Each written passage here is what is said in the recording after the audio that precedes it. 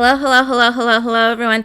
Hello, YouTubers. It's Anonymous T. Hope you're having an amazing day today. So I have some Celebrity Big Brother 3 updates. As you guys know, I will be breaking down in some other videos some of the interviews that have been released thus far, but I wanted to give a quick update on a few trending topics regarding the cast. So, allegedly, this is coming from Spoiler King, Todrick may be going on Derrick and Cody's podcast tomorrow, The Winner's Circle.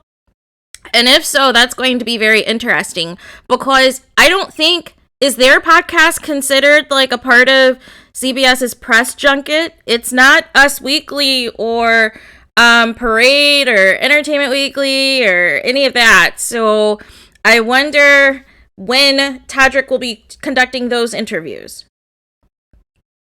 And I hope both for Todrick and Misha's sake, they pivot on the Shanna bashing in the interviews and doubling down on what they said.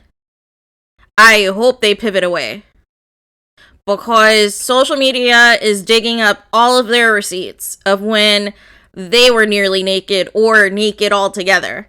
And so please do not go down this road. Please pivot and keep it professional.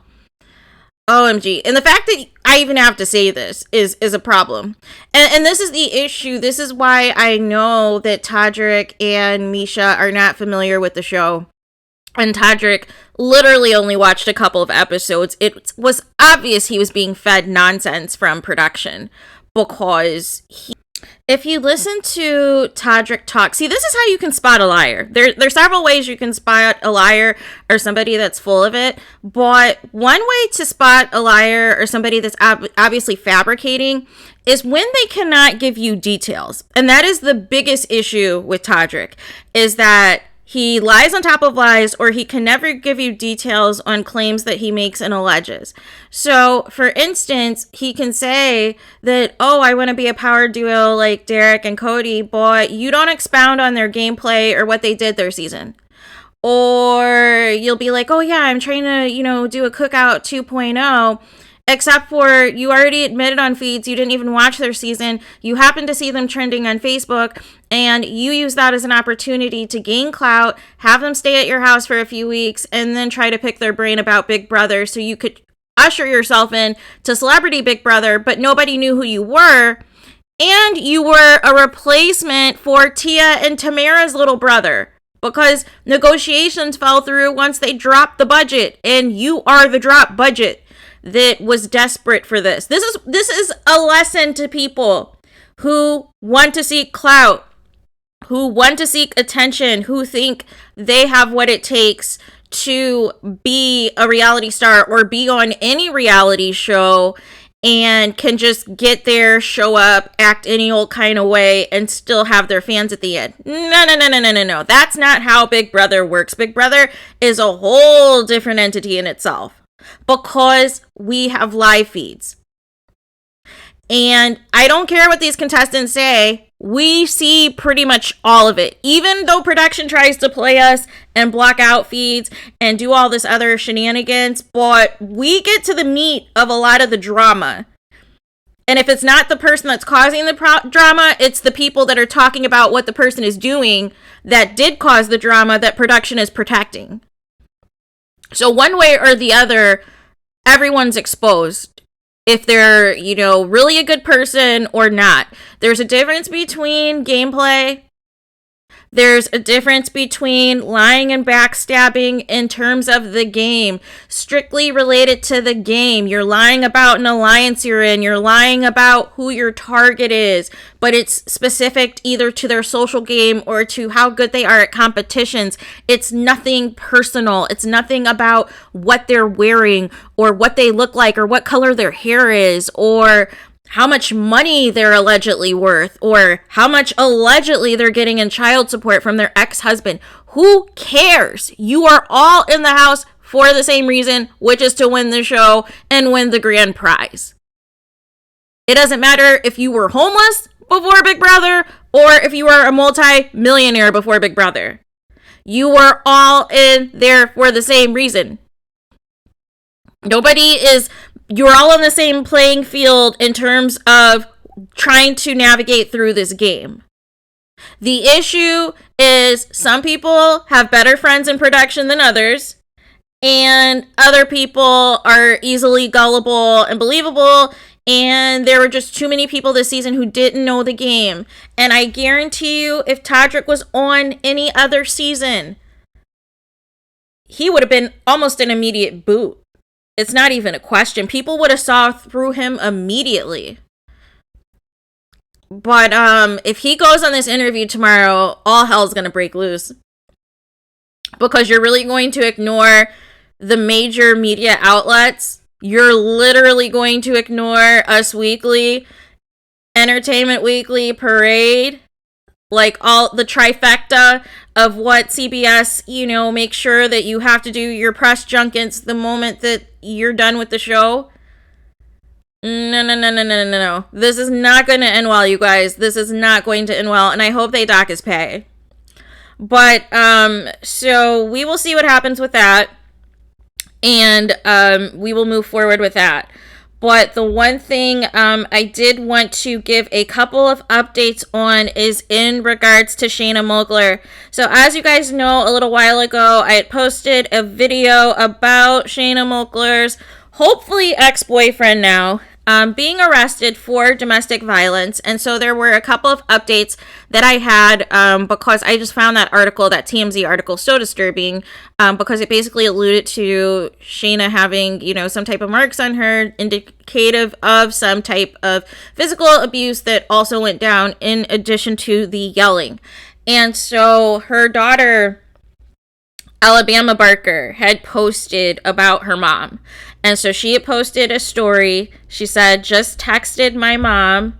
I'm not sure what happened on her live. I'm in contact with her and she is okay, with a heart emoji. And she said towards the bottom of the story, that man needs some serious help. And so this is the child who I believe has been the main one who's been speaking out about this sketchy boyfriend of Shanna's that they've been off and on. It's been very volatile. It's been very dysfunctional.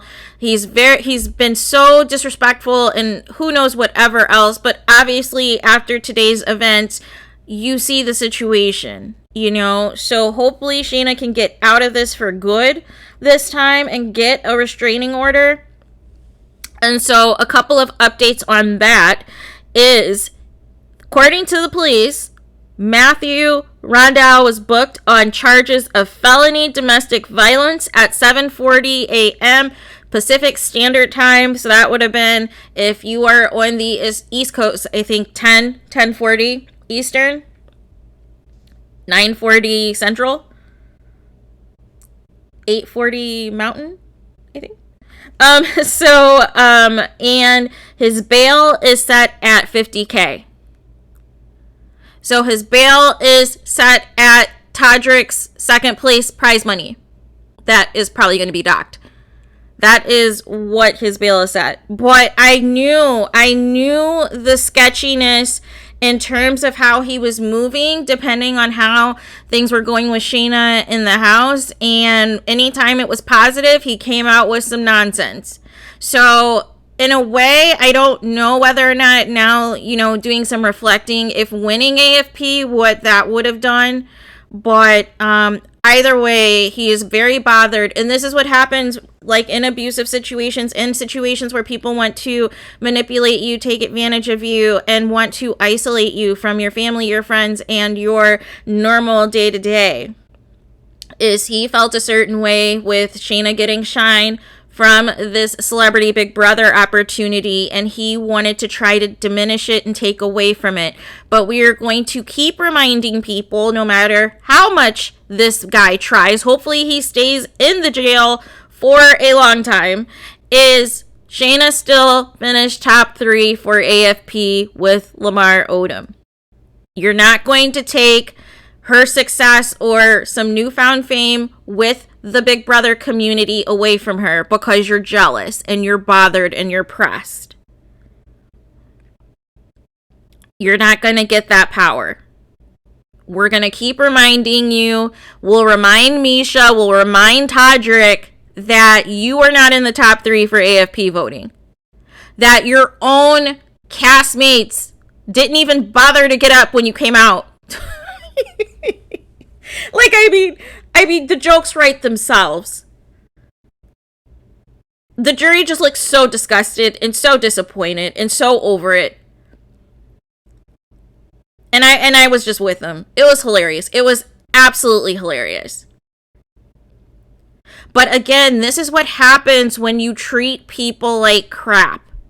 And this is what happens when you are so nasty and you say nasty and disgusting things that have nothing to do with the game, that cross the line, that go beyond the scope of the game, and you have no remorse. You try to play into it and claim it was gameplay, but it wasn't.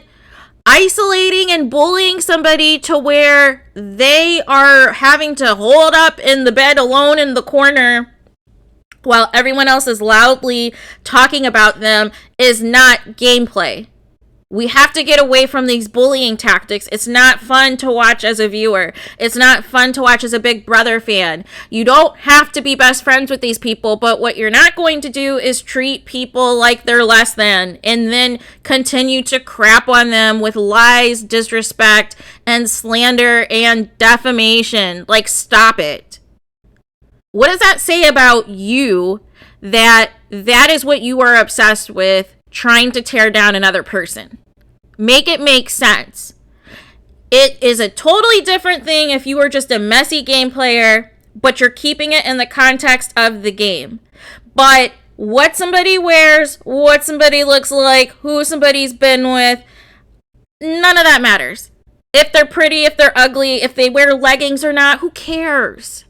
If they're curvy built, if they're overweight, if they're skinny, who cares? None of that matters. You're in the Big Brother house for one goal. Win the game, win the prize money. That's it. And if it doesn't happen, okay. But you have that experience. But don't crap on these people while they're in the house. And don't even be extra when they're gone. And act like nobody's going to find out. Don't do that. Don't insult the intelligence of these people. Like, let's not. So, we will see what happens. We will see if there are any further updates. I believe I had said in the other video, but if not, that Shanna did in fact delete all of her pictures and videos with her ex-boyfriend. So, like I said, I just hope she is someplace safe. It sounds like, her kids have checked in on her, and hopefully, like I said, she is with, people who are there for support and there for her safety. And again, just to reiterate as well, if you know somebody who is experiencing any type of abuse, or if you are the person that is experiencing the abuse, please make sure that if it's you or someone you know that is experiencing any type of domestic violence, that you call the National Domestic Violence Hotline at 1-800-799-7233, and it is confidential support that is going to be provided.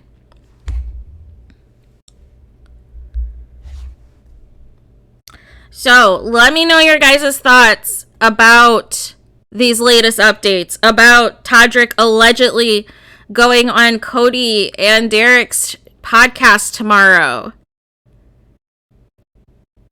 and the latest update on Shanna. And again, thoughts and prayers to Shanna and her loved ones and the people close to her, that they are safe and protected,